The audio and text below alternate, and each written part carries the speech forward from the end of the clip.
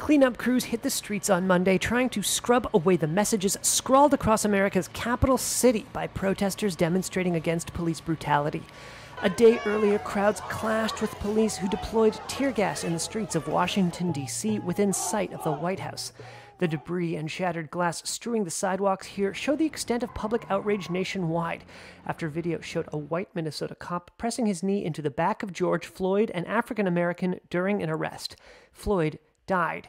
The arresting officer was fired and 5 days later charged with third-degree murder. But a wave of protests continued through the weekend in dozens of U.S. cities, reigniting the Black Lives Matter movement.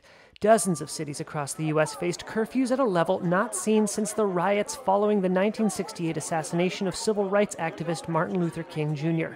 Many rallies were nonviolent. In Minnesota, peaceful protesters were arrested after blocking traffic. Some activists took the opportunity to speak with the very state troopers who arrested them. At the end of the day, we're human. He's got a family, he's got friends, I've got a family, I've got friends. At the end of the day, we just want to go home to the people we love. I don't have no hate towards these police officers around me. I really don't. I just want everybody to come together and treat each other equally. In Atlanta, one man clasped hands with police officers and urged demonstrators against violent confrontation with cops, protecting their right to protest. Tell your friends, tell your brothers and sisters, we will not win this fight with guns. It's not going to happen. We got to be peaceful. In Portland, both police and protesters used bullhorns to hold a dialogue across a chain-link fence. Will you start with investigating your own police shooting as of Tuesday?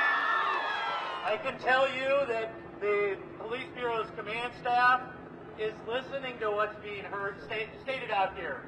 They are hearing you. But peaceful urges didn't prevail everywhere. A Los Angeles police vehicle appeared to ram into protesters who approached the car. Some then tried to smash the car's windows before the cruiser reversed and drove away. In Santa Monica, shops were looted. Aerial footage showed people raiding stores in Long Beach. Some shops were set ablaze. The owner of this liquor store told local TV he came out with some friends, a rifle, and a handgun to protect the business. He believed the deterrent worked. Once they seen the gun, the AR-15 and the 9mm, they just, okay. You know, we don't want none of that. The U.S. National Guard said it had dispersed in 23 cities and Washington, D.C. In Louisville, Kentucky, a man was shot and killed after guardsmen said they returned fire while trying to disperse a crowd. A White House spokesperson on Monday called for, quote, law and order, and blamed political agitators for the violence and unrest.